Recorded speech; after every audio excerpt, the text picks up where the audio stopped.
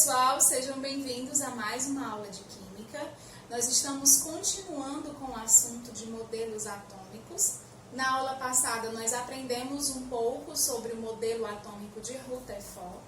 Nós aprendemos que, de acordo com o experimento que ele fez, ele descobriu que dentro do átomo existem imensos espaços vazios. Os elétrons giram em torno do núcleo e dentro do núcleo existem partículas positivas. Essa descoberta do Rutherford foi revolucionária, porque foi o que mais se aproximou do que realmente é. Deixou de ser um modelo esférico, como era o modelo de Thomson e de Dalton, e passou a ser um modelo nuclear. Esse era um modelo revolucionário, mas ainda existiam alguns problemas nesse modelo, no caso da estabilidade do modelo atômico. Vamos pensar juntos. Imagine você, os elétrons estão girando em torno do núcleo e dentro desse núcleo possuem partículas positivas, que foram chamadas de prótons. Elétrons negativos girando em torno de prótons positivos. O que acontece quando uma partícula positiva se junta a uma negativa? Elas se atraem. Então, a tendência desse átomo era, enquanto os elétrons estavam girando, eles estavam se aproximando cada vez mais do núcleo, sendo atraídos pela força eletrostática das cargas, e o átomo em si se autodestruiria. Então, existia esse problema. Foi pensando nisso que Niels Bohr começou a estudar, a aprimorar o modelo de Rutherford. E ele descobriu algo que conseguiu explicar, o porquê do modelo de Rutherford ser verdadeiro, ser confiável. Na verdade, faltava uma outra partícula para compor esse modelo atômico. Em 1932, Chadwick descobriu que dentro do núcleo existem nêutrons, partículas de carga neutra, que estavam associados aos prótons, impedindo essa atração direta com os elétrons e os prótons, causando maior estabilidade no modelo atômico. Então, Bohr propôs um modelo, ele propôs um postulado, que foram ideias que, de acordo com que ele se baseava, conseguiu explicar por que o modelo de Rutherford era realmente confiável. Então, o postulado de Bohr é o seguinte: ele disse que os elétrons estão girando em torno do núcleo não de forma aleatória, mas de forma organizada em níveis de energia, níveis ou camadas de energia. Cada nível ou camada possuía um número máximo de elétrons que ela cabia.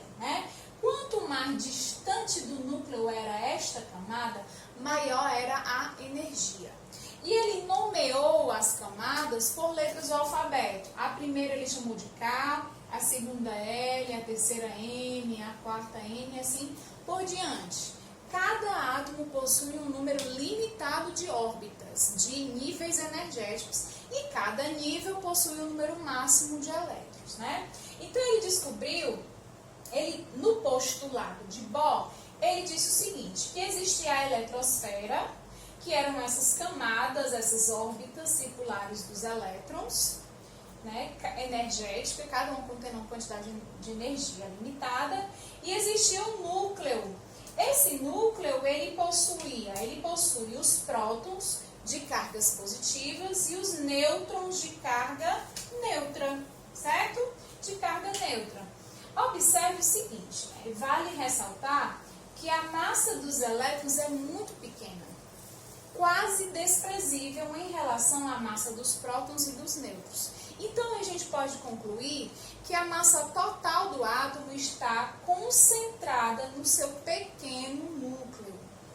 Então, a massa do átomo é calculada apenas pela massa do núcleo atômico, porque a massa do elétron é tão pequena que se torna desprezível. É, em média, 1832 vezes menor do que a do próton. Então, imagina isso. Se o próton já é pequeno, o elétron é ainda infinitamente menor. Então, temos aí o modelo atômico defendido por Bohr, baseado no modelo de Rutherford. Então, a gente vai aprender exatamente como é o átomo agora. Vamos aqui, nós temos elementos químicos. Um elemento químico é aquele conjunto de átomos que possui o mesmo número atômico. Por exemplo, todo elemento que possui número atômico 1 é o hidrogênio. Todo elemento que possui o número atômico 8 é o oxigênio. E assim por diante, é de acordo com o número atômico. Priscila, mas o que é número atômico? Ora, número atômico representado pela letra Z é exatamente o número de prótons. E eu gostaria muito de chamar a sua atenção para esse número atômico ou número de prótons. Por que não foi definido o número de elétrons para identificar o átomo? Nem o número de nêutrons. O número atômico é exatamente o número de prótons, porque não há variação. Não existe variação. O número de elétrons pode se perder. Um átomo pode perder elétrons, tanto quanto um outro átomo pode ganhar elétrons. Então, esse número de elétrons é variável. O número de nêutrons também varia, porque existem outros elementos com o mesmo número de nêutrons. Somente o número de prótons é que não se repete, com exceção dos isótopos, que depois a gente vai falar sobre eles. São átomos com o mesmo número de prótons, o mesmo elemento apresentando formas alotrópicas diferentes, tá? Então, vamos aqui. Número atômico é o número de prótons, mas por que é o número de prótons? Vamos pensar. Você muda o seu nome todo ano? Você é identificado pelo seu nome e não pela sua idade, não é isso? Mas por quê? Porque, Priscila, o meu nome não muda todo ano. Justamente, como você é conhecido pelo seu nome porque não muda o seu nome, então a mesma coisa acontece com o elemento químico. Ele é conhecido pelo seu número atômico, o seu número de prótons, porque o número de prótons não varia e nem se repete com outros elementos, tá? Número atômico é exatamente o número de prótons.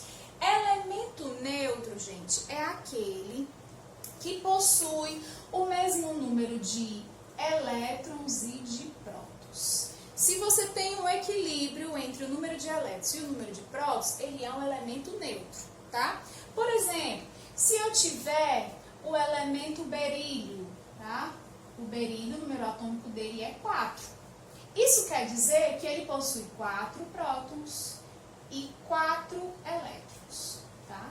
Ele é um átomo neutro por esse fato de possuir o mesmo número de prótons e o mesmo número de elétrons. Cargas positivas iguais a cargas negativas é neutro. Diferente dos íons, é porque um átomo pode ganhar ou perder elétrons, tá? Nesse caso, se ele perder elétrons, ele vai ficar positivo. Se ele ganhar elétrons, ele vai ficar negativo. Mas como assim, Priscila? E isso é um assunto que a gente vai ver daqui a pouco.